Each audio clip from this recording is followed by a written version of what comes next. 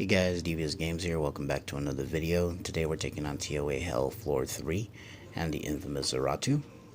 This is a team we use for ToaHEll Floor 2, and this is a team we're going to be using for ToaHEll Floor 3. Now, I did have to make a couple of additional builds here. I got my Spectre here. He's on speed, crit damage, defense, on rage, blade. I tried to make it as free to play friendly as possible, but unfortunately for this particular floor, Shaman's just way too good. And I also had to bring in my Poseidon. Now, unfortunately, I know he is not free to play friendly. He's on Despair Revenge, speed, HP, and here's the Tyrone and the Lauren and Spectra. You've seen them before in other videos, but we're gonna recap their runes real quick. If you need to stop and pause it so you can take a look at the stats, by all means do so. The biggest problem that I was having with this floor was I couldn't control the attack bar. Now, because of the additional conditions to 3-star this particular floor, you can increase cooldowns, which that's fine. I'm okay with that, especially here against the wind werewolves, because if you attack them or they attack you, they do increase your cooldowns. So no big deal. But the really annoying part is the built-in violent procs, 22% chance to get an additional turn. For you, it's amazing. It's great. For them, not so much. The Minas can kill my Spectra in one turn if they violent proc, and it happened, I want to say probably close to 20 times. Originally the team had Jean instead of Poseidon, and I think it would work. I couldn't get it to. I tried about 22 times before I finally said, okay, I gotta try something else. And as I was going through the monsters that I have built, I had to find something that was above 200 speed. I had to find something that would be able to reduce attack bars. Now I almost rebuilt my Wuchi for this. My wind Taoist.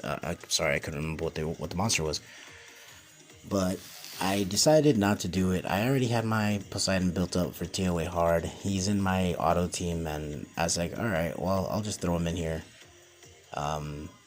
It did actually take me 3 tries to beat it with this team. So all in all, I spent anywhere from 25 to 30 attempts on this one particular stage, all for one mystical scroll. Isn't that amazing, guys? One mystical scroll. That's the whole reason that I wanted to do it. But I mean, we do a lot of dumb things, right? And especially for this game. But yeah, basically, for the first wave, you just want to focus down the wind werewolves. They're not too big of a deal.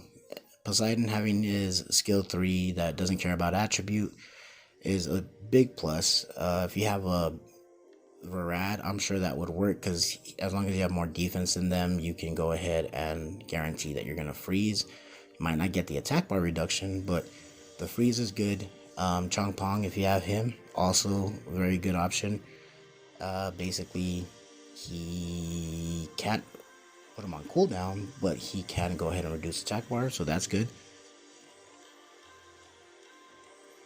I mean, even one of the robos might not be bad. If you have the wind robo, he can reduce attack bar, he can stun, he can absorb attack bar, so he might be a good option to look into.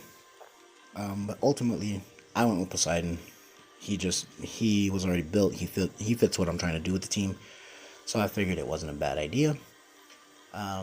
Going into this wave 2, after you destroy the werewolves and the Minas, here you want to focus on the Lucases first, in my opinion, just because you can get a defense break on them, and you can't get a defense break on the Windies.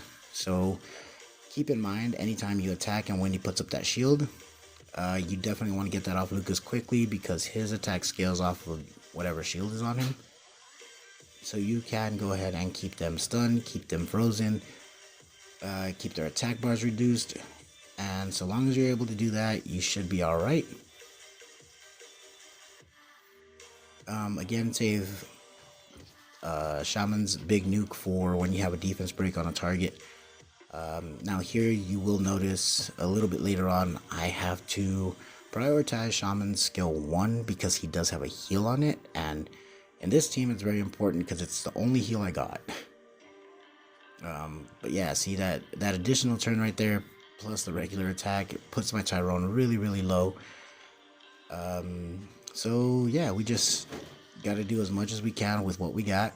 Control attack bars, like I said. Break the shield when we can. Get whatever heal we can from Shaman skill 1.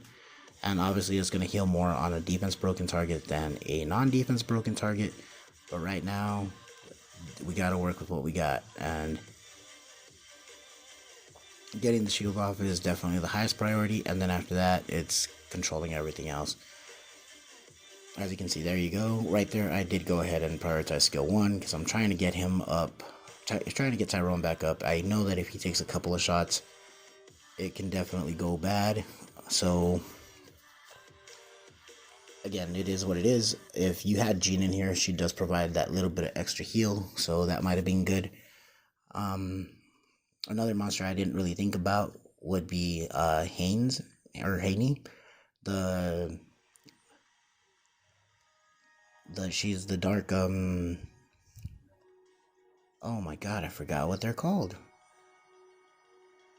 It's not a pixie, that's Shannon. It's the Dark Melia. There was a Hall of Heroes for her a while back. If you have her and she's skilled up, might not be bad because she can actually increase the amount of slows, or she can increase the turns on the slows and the stuns and everything else.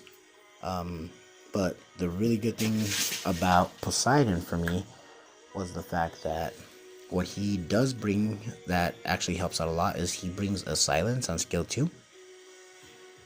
So since I have mine on Despair, he has a chance to violent proc, a chance to stun, and he can silence them, which although it doesn't put their skill on cooldown, it definitely does help because it forces them to use skill 1 as opposed to their support skills, their nukes, their everything else. As you can see here, this has to be done on manual. I couldn't figure out an auto team for it, so that was kind of annoying, but it is definitely something that you can play through. This particular wave actually took the longest. I think once I get to the boss, it literally takes 7, maybe 8 turns. But we'll see when we get there. It's not very exciting. We're getting close to it, and it's the whole reason that you want to bring Shaman into it. Whenever you have a dark boss against Gianna, he does pretty well. Zeratu, he does amazing. But here we get a defense break, reduce attack bar, get a slow on him. That's great. Reduce attack bar. Here's his big nuke, and almost halfway down. Then he gets a violent proc, which is amazing. We'll go ahead and reduce attack bar again. Now we'll go ahead and silence everybody. So we're not worried about the Tetras here because they have no attack bar. So with Spectra coming in, and then Freeze is coming in, and then Shaman's second nuke, easy win. Like I said, I think if you counted along, I think that was actually 9 attacks. But easy 3 stars. We're good with it. We'll go ahead and collect our mystical scroll now. Thank you very much. And thanks a lot for joining, guys. I'll see you in the next one when we take on, I believe it's Kinky this time around. But thanks for watching, guys. Laters.